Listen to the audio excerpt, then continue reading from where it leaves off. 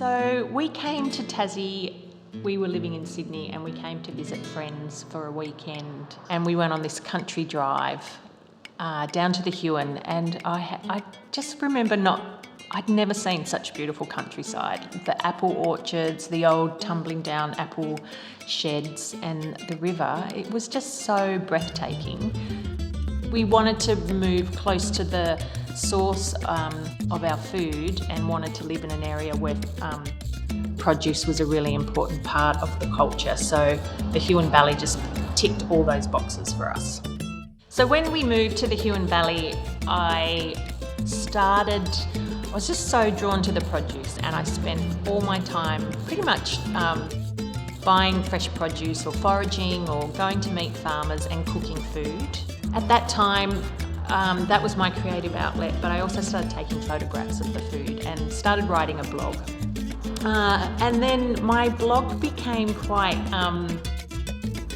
started to get a lot of traction, started to get a lot of readers, and that was when a publisher saw it, and they offered me a book deal, and they asked me to write a book about our life in the Huon Valley. What I love about the Huon Valley community is how welcoming everyone is and generous to share their knowledge.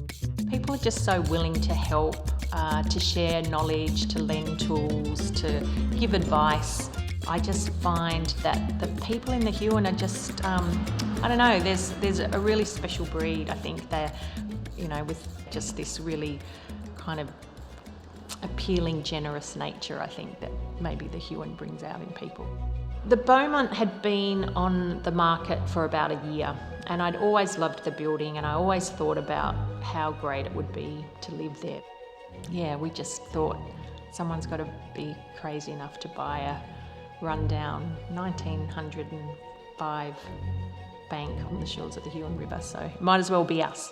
It was a bank for 40 odd years, and I think the gracious proportions of the building and how well built it is a testament to how much of a thriving economy was in the Huon back then. Things slowed down, the bank moved into Huonville, and a local doctor, Dr. Kyle, bought the bank and he wanted to turn it into a hospital. There was something like 3,000 babies were born here during that time, and they're known as the Beaumont Babies. So I think pretty much everyone in the Huon knows at least one Beaumont baby, and it's something I think people are quite proud of, that they were born here. So in here was where the babies were born. There was really only enough room for the bed and a person on each side of the mother, but it makes a gorgeous kitchen, and the light through that window is quite magical, I think, but it does have this kind of magical energy anyway, because I think of all the joy and all those 3,000 beings who came into the world in this room.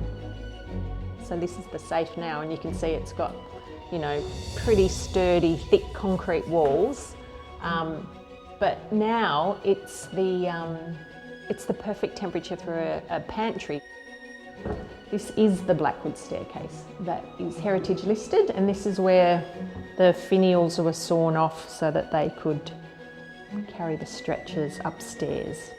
Originally the nurses lived up here, the matron, but then the hospital grew so big that they put patients up here.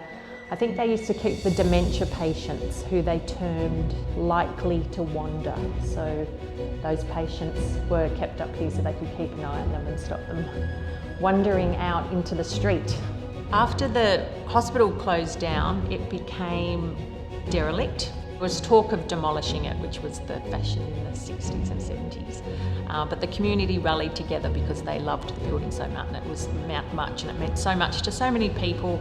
They got some government funding and they were able to repair the building, and they turned it into a community centre.